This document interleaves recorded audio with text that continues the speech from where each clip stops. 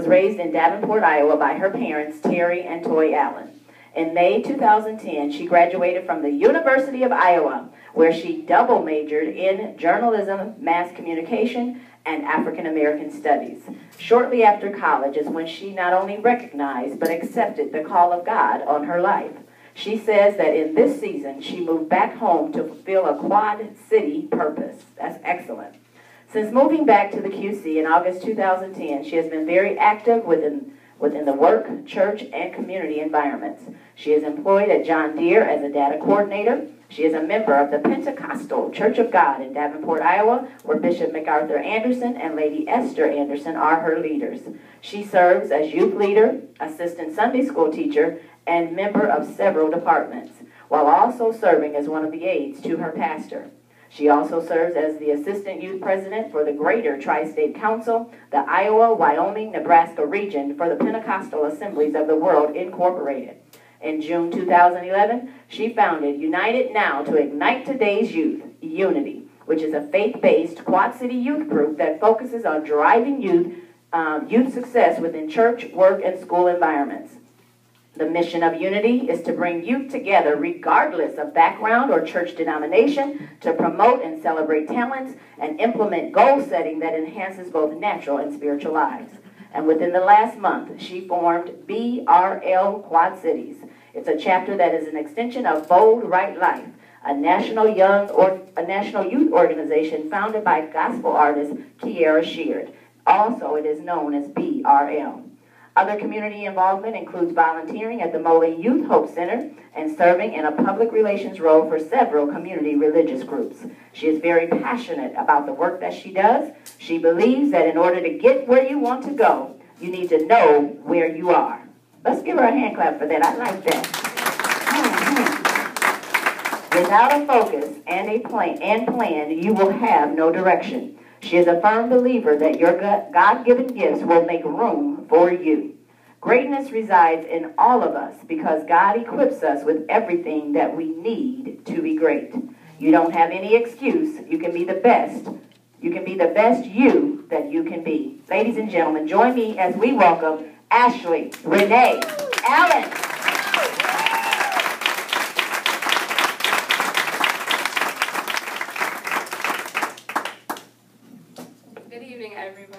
Good evening. I did not see that in the program. That was definitely a mouthful. I apologize for that. But first of all, I want to thank Dr. Ida Johnson and the United Neighbors staff for extending this invitation. You know, when I first got the call, I'm just like, why do you guys want me to speak? But I shook that off. And after that, I just want to thank God, because I definitely wouldn't have any direction in my life if it wasn't for him.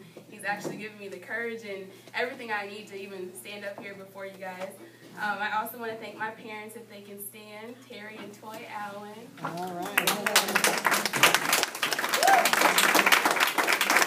I want to say, with the help of God, you know, they made all this possible, so I definitely appreciate that. And my two sisters as well. I want to thank God for them. And also, my cheering squad, as Sister Tina said, all of my extended family, my family, and as well as my church family. I thank you guys. You guys help raise me, as well as supporting me down through the years. So I appreciate you guys for coming. And then also my leaders at the Pentecostal Church of God, Bishop MacArthur Anderson and Lady Esther Anderson, which so happen to be my grandparents as long as my roommate. And then I want to thank my friends, all my co-workers that are in the back. They came out here to support me, and as well as everyone in this room for, you know, coming out to take time out of your schedule to listen to me. And then also I want to thank my youth. I always say youth. I don't have any kids. I don't know if I'm looking forward to it after today, but these are some girls that came. I told them I was going to speak. I help at the Moline Youth Hope Center, and I told them I was going to speak, and they're like, oh, I want to come, I want to come. So they came. They even picked out my outfit. So I want to thank everyone for coming out. Today, the words that I have, you know, God really has been speaking on me about the focus that I'm going to be talking about. And, you know, I always often say, you know, I want to hear directly from God, but it really was a sign, because everything that I'm going to talk about, you know, God kept laying it out for me. So I thank him for giving me this message, because this is really something that God has given me that I want you guys to listen carefully too. So tonight I want to focus on a word that we really all can relate to, and that word is called work. Now, when I first started thinking about this word, what immediately came to my mind was the association between work and money. Now, our society thrives off money. We always want money. We always want to get more of it. And in this business world, they use this concept called net worth. And what net worth is the definition of that is total assets minus total liabilities. And all that means is a calculation to determine the value of your business or of an individual. Now, I'm going to give you guys a few examples. As of this year, McDonald's has a net worth over $15 billion, and Google has a net worth of over $200 billion. And like I said previously, you can use this word with a business or individual. The founder of BET, Robert Johnson, he has a net worth of $550 million, and Oprah Winfrey, she has a net worth of $2.7 billion. Now, the person with one of the most highest net worth is Warren Buffett. He has an estimated worth of $62 billion. Now, I don't know about you guys, but I definitely would love to have a net worth of $1 billion, $1 million, or even $1,000.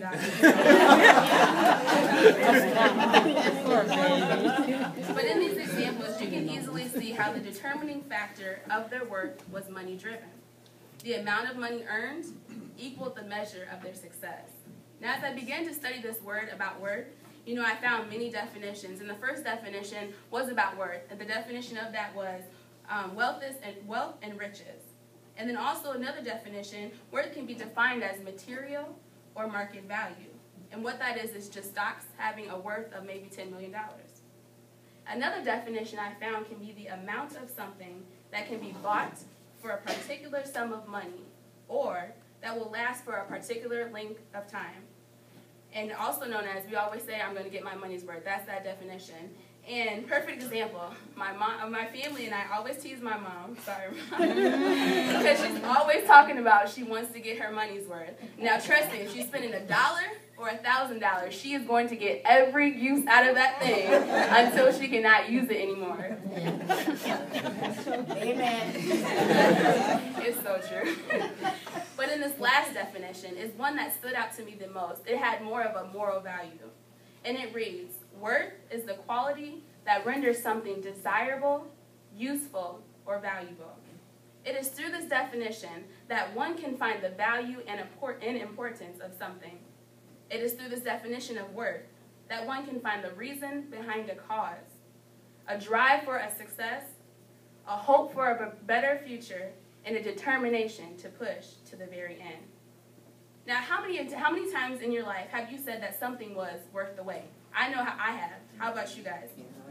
Just think about it for a second. What things in your life did you decide to put your all into because you knew the end result would turn out much better than what you saw in front of you? What types of sacrifices have you made just so you could say, this was worth the wait? Now, the theme for tonight's program is, one person can make a difference. Now, from an early age, I understood how this was possible with people in history like Martin Luther King Jr. We all know the story, what he did, what he sacrificed in order for us to have racial equality. But how can you make a difference if you don't know your self-worth? How can you make a difference if you don't have the confidence to believe that you have the potential to be great? Not only great, but the ability to be anything that you want to be through your greatness. Now, in order for you guys to really grasp this concept, you must understand that your worth makes the difference.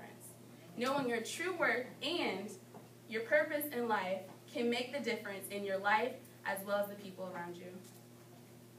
Now, I'm going to share with you guys some stories. People who understood the value of their worth. They sized up their potential, they embraced their life's purpose, and were able to use that motivation to get through the barriers in life in order to make the difference.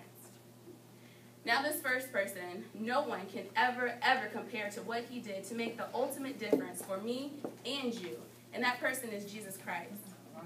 In John chapter 3, verses 16 through 17, it states, "For God so loved the world, that he gave his only begotten Son, that whosoever believeth in him should not perish, but have everlasting life. For God sent not his Son into the world to condemn the world, but the world through him might be saved. Jesus had to die on the cross. We all know that.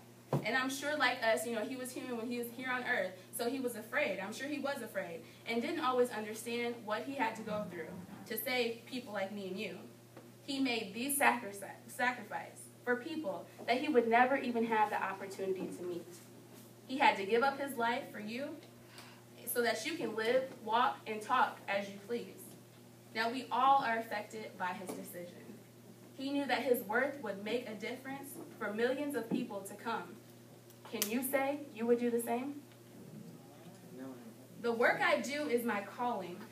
I believe I was put on this earth to serve the way I do. I am inspired by the changes I see in people and the differences one person can make every day.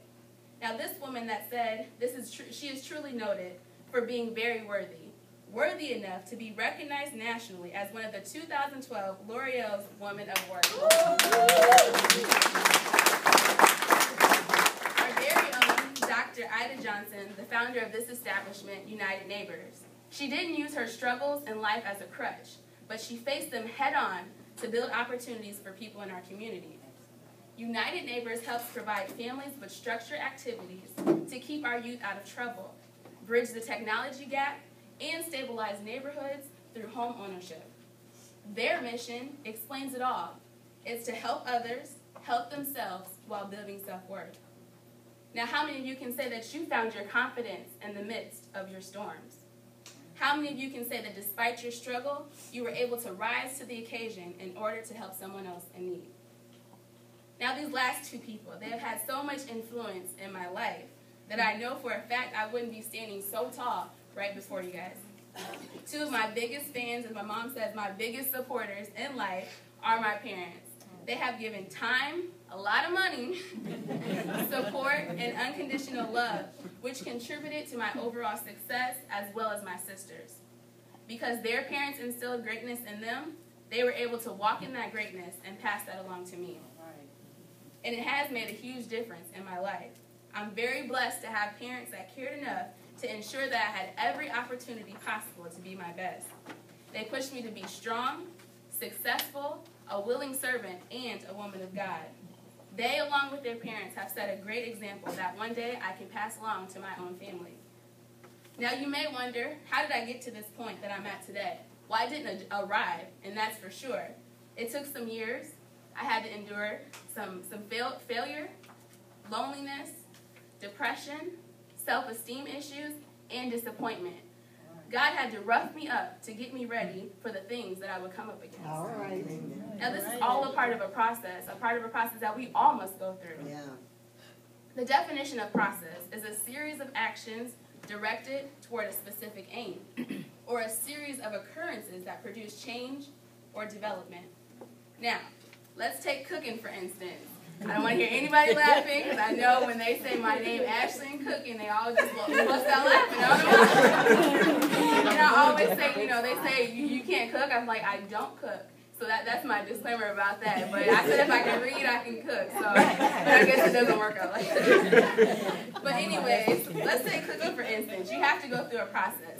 If I want to bake a cake, there's a process. You have to use ingredients, blend those ingredients together to make a batter that will ultimately be used to create a cake. Now, to make the batter, what do I need? I need to mix some water. What, some eggs, oil. I would say cake mix because we ain't making a homemade cake. Okay, so we got to stir it up. See where she's coming My grandma has this nice fancy blender, so you're going to stir it up with that, right? And then before you put it in the pan, I know you got to spray the pan. You put the ingredients in there, and then bam, you have a cake, right? Wrong. I at least know that, okay? We all know that it has to go in the oven at a certain temperature for a certain amount of time, and once it goes through that process, then you have an edible cake, I hope. Same concept with pregnancy. There has to be fertilization between an egg and a sperm. Now, once this happens, the development of the baby takes place. This process takes months, and during this time the baby grows, They're going to grow some body parts, arms, legs, and it has to have nerves and blood, everything that God has designed that baby to have. But also during this period, it's going to cause some discomfort and oftentimes pain for the mother. She endures heartburn, swelling. She might gain some weight, lose some weight. She goes through some mood swings. But when the time is come to deliver this baby, she has to endure more discomfort, the contractions and the pain, in order to birth this baby. That's right. But she's able to look past all the pain and knows the end result will be worth it all. Right. All that mother can think about is holding her baby that she's been connected to for 9 months. It doesn't matter what she had to go through. It was a worthwhile sacrifice and purpose and process. And that's what we all have to do in our own lives. We will come up against some hard times. Everything will not be a walk in the park. We will have to endure some pain, some heartburn, some discomfort, changes in our body and our environment, just like that mother. But guess what? That's all a part of the process. Because when it's time to go into labor and deliver all the greatness that God has planted inside of you, you better believe at the end of it all, you will be screaming, this was worth the wait. Now, God is building us to last. I didn't understand all of that until a few years ago. At a point in my life, I didn't see a purpose in life. At times, I only saw what others would tell me what they would see.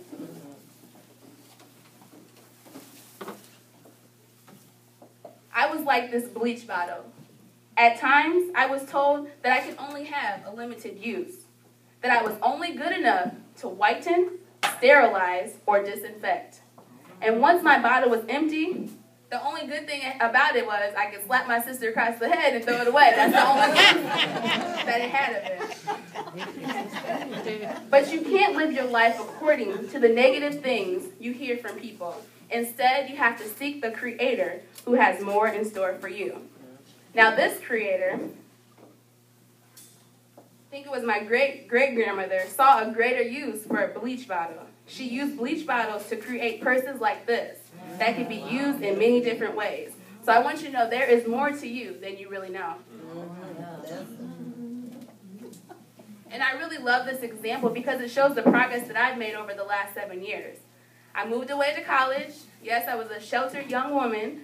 I fell in love with the word freedom and experienced things of this world that I wasn't even exposed to before. I went against everything that I believed in, and 4 to 5 years of my life, I put God, my beliefs, and teachings on the back shelf.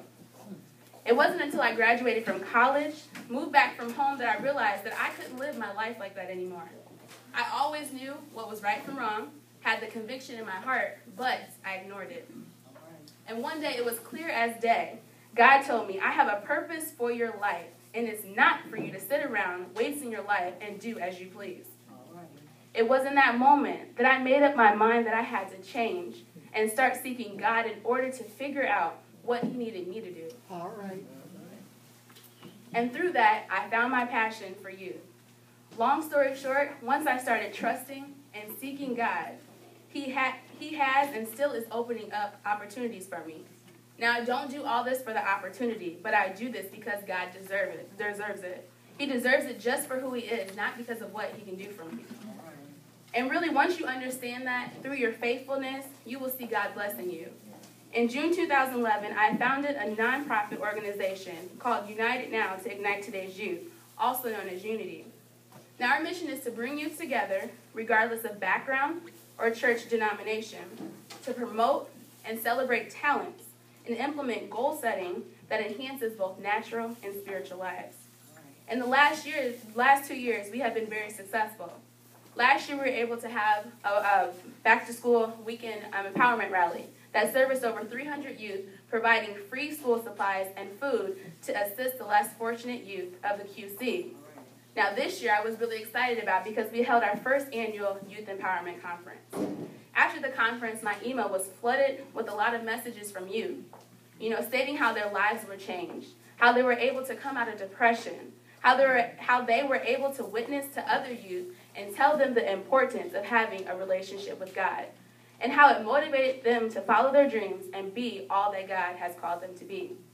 Now, within the past couple months, doors have been opening even more. Within the last month, I formed BRL Quad Cities, which is an extension from Bold Right Life, a national youth organization that was founded by gospel artist Kiara Sheard.